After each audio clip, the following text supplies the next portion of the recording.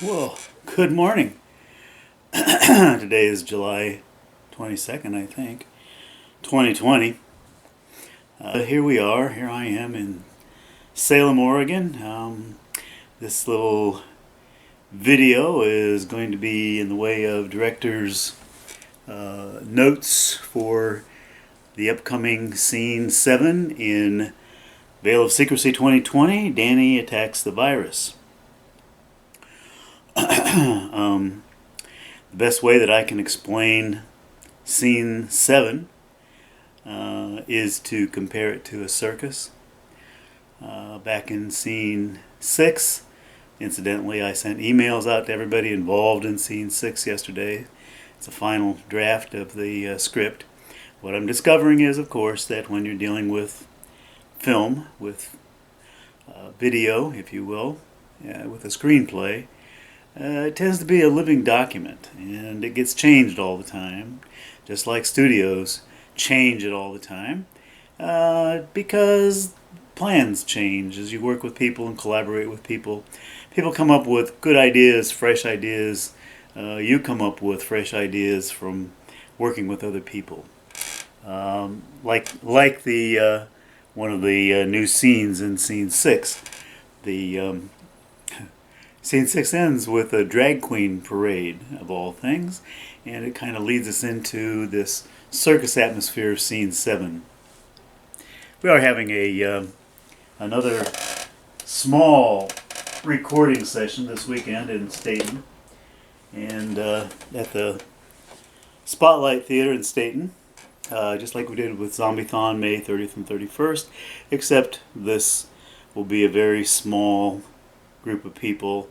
One day, 6 hours, one person every 2 hours, or at least every hour, total social distancing, mask required at the door, temperature taken at the door, brief medical history taken at the door. We're talking about 2 people, 3 people, at the most 4 people at a time, sharing 4,000 cubic feet of airspace. So and also, being checked before they enter and wearing masks and all that good kind of stuff, face shields, etc., etc., etc.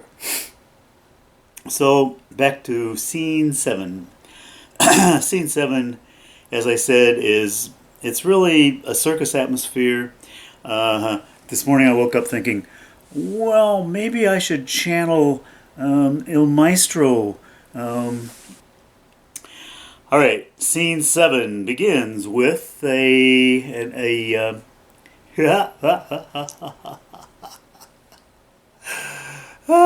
virtual orchestra.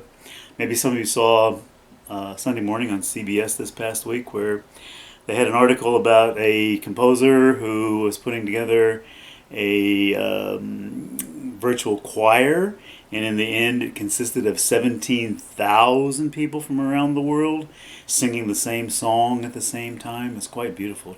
It's on YouTube. Check it out. I think it's called Sing Gently. Well, our friend Toby Loftus in Portland, Oregon, is putting together a small instrumental group. He's putting together some big instrumental groups, but he's putting together a small kind of a chamber orchestra type group. That in the same way, you'll see musicians from all over in their little individual boxes in Zoom format, dressed as zombies no less, playing their instruments and doing again, this tends to be a tribute to Cole Porter in this particular scene 7. Is all based on Cole Porter's Begin the Beguine. So we have just a whole bunch of adaptations of Begin the Beguine. We open up with Toby's piece as a set, as such, a separate, independent piece, adaptation of Begin the Beguine, an instrumental version, probably more like the Artie Shaw instrumental version. Then, and by the way, I this next week I will be sending costumes, lights, various types of equipment, props, etc., to all of our people on the East Coast in New York and in Kansas. These people tend to be professionals, and I've kind of put them off trying to get the first 5 scenes done here in Oregon. And I really apologize to you people out there on the East Coast. I've kind of put you off, and I really value what you're contributing to this effort. Kyle and Megan and Catherine, and even Max is on the East Coast at the moment, but he kind of flies around the country or drives around the country, packing all of his equipment with him. At any rate, I'll be sending that stuff to you guys next week, and you'll understand the whole thing. In the, I think it was 2004, Warner Brothers musical "De Lovely," about Cole Porter and his works. The number "Begin the Begin" was sung by Sheryl Crow, and there was just this big elaborate scene in a 1940s nightclub with the big band, and behind the conductor was this giant clamshell, and the clamshell opens, and Sheryl Crow walks up out of the clamshell down to the microphone and sings her "Begin the Begin," which is interrupted by lots and lots of scenes. And we're not going to do that because Tracy Wachter-Weber is going to be singing "Begin the Begin" to an arrangement that she and David Hastings have been working on. However, we do have her walking out of a shell, and the shell happens to be filled with bananas. And at this point, since we're going into the climax of the entire film, bananas become very important at this point. And I noticed in some of the videos on YouTube that are microscopic videos of human immune system cells, T cells and so forth. When they attack that foreign object in part of the immune system, this even showed up in the old film, the one that takes place inside the human body, Fantastic Voyage, 1966. But those cells tend to look like, if you look at them real close, they almost look like bananas that have been split open, and the banana peelings just kind of go to that thing and kind of grab onto it, and so forth, and destroy that cell. And that's the effect that we're going for, I believe, in the immunization process that we're experimenting with against the COVID virus. And so the rest of the film is dedicated to banana peels and bananas, I suppose. They show up all the time in various places, and certainly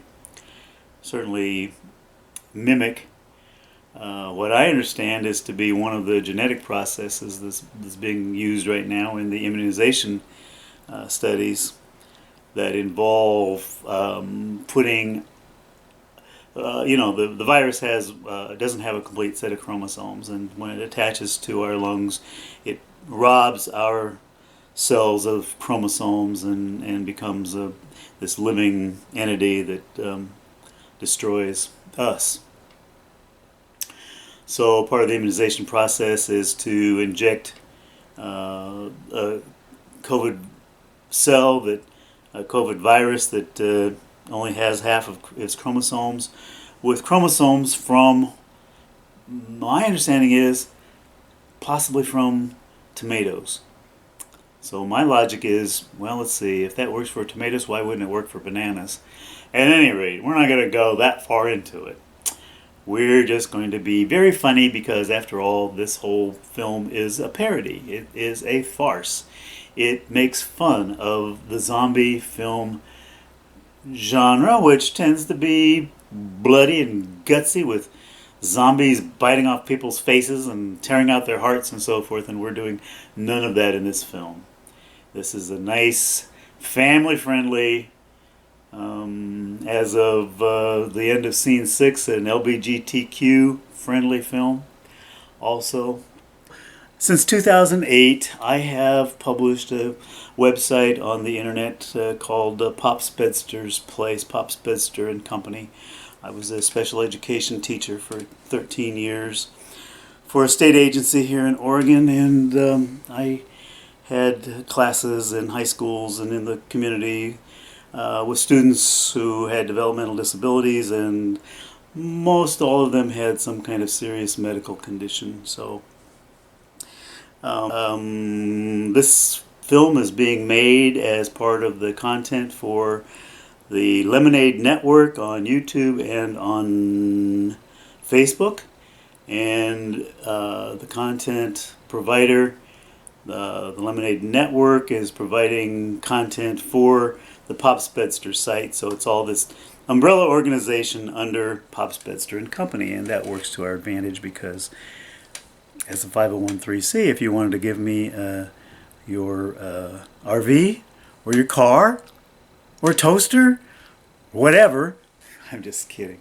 I don't know what I'd do with those things, but you could, and you could deduct it from your taxes and all that kind of stuff. So back to scene 7. We got Toby in. We have Tracy stepping out of a shell. I'm not going to do a spoiler alert because I'm not going to tell you what kind of shell. We have bananas. Then right now we're having a contest. You need to tell everybody who tap dances.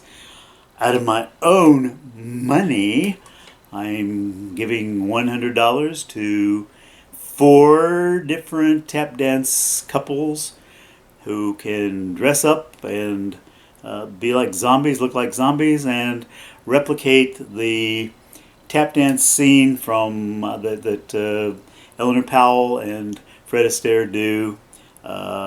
It's just check it out on YouTube because lots of tap dancers are doing videos of replicating that scene.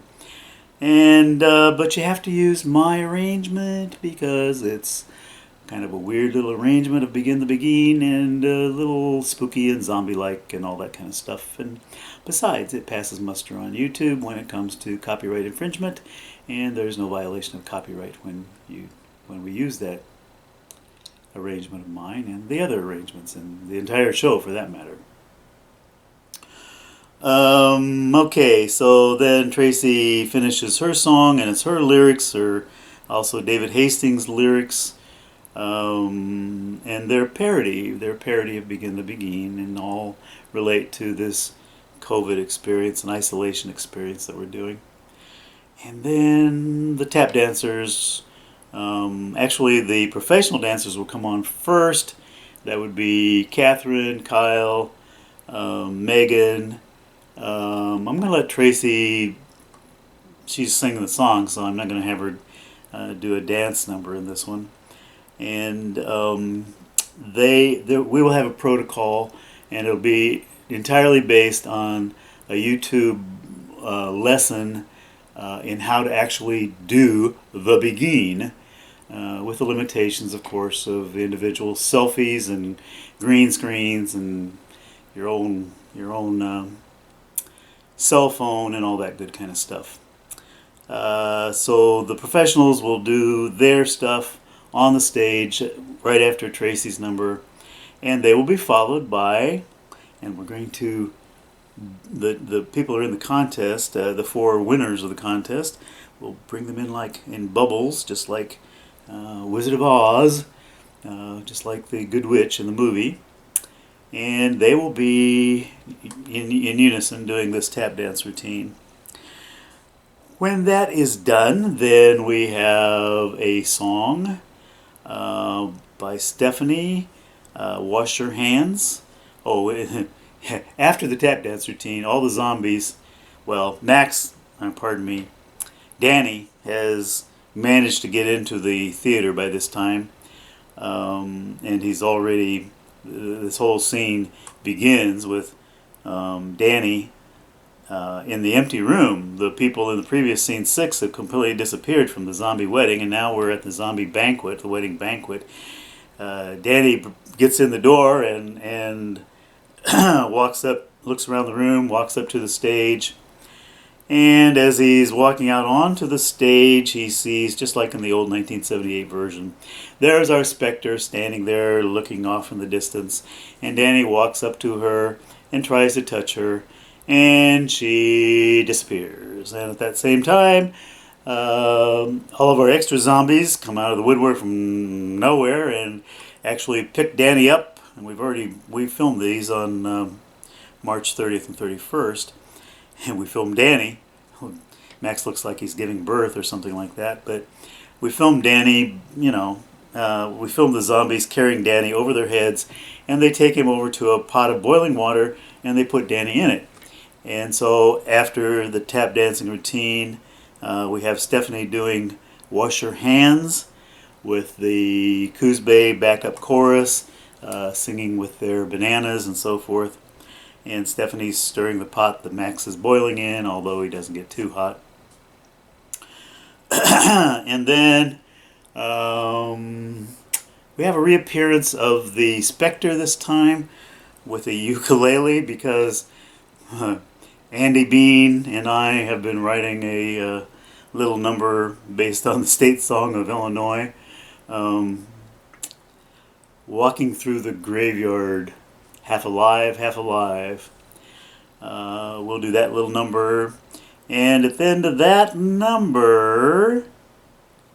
Oh, one very important thing. Throughout this entire sequence, a reappearance has been made by our friend George Nixon in Coos Bay, who's playing our TV station boss, Benny Amato. Benny Amato was actually a gangster in Galesburg, Illinois. Worked for the mafia, but whatever.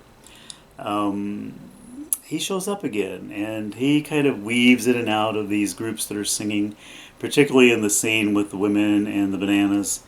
He'll be wearing a blonde wig. Costumes for this scene.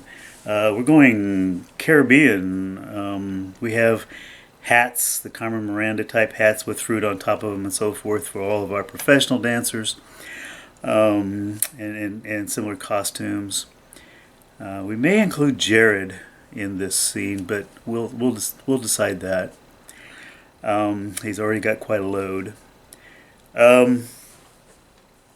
So this editor is wearing a blonde wig and one of the fruit hats on his head because he's trying to fit in with everybody else, and because he's wondering where his team is. He just sent them out in the morning, and they've disappeared, and he wants to know what they're up to because he's paying them to be there to investigate this whole little routine. And he's the female singer with the big cigar. Okay, well, along about the time that Andy and I finish our song, the door opens and Max falls out of the boiling pot. All of the zombies disappear and Walter walks in. That's you, Connor. We'll do that on Sunday. How about that? Connor walks in. Walter, the cameraman, walks in. He's missing his hat. He's missing his glasses. He's missing his TV camera, which of course is owned by the TV station. And so there's a little encounter on the stage between Max and the newspaper editor and Walter. Newspaper editor is like, where's my camera? Walter is, well, I lost it in a crap game, along with my hat and my glasses. And the newspaper editor gets so angry at this point that he will have to do this in frames, but we'll do the old Homer Simpson thing with Bart, where we just see Homer's hands like they're going to be shaking Bart, and then we'll see Walter, who's lost the camera, maybe with Bart's tongue flying out or whatever, that kind of thing. Another little homage. And at that point, while he's choking them, they disappear. And that, with George standing alone on the stage at the opera house with no zombies and nobody else in the room, that ends scene 7. Da da da da da da.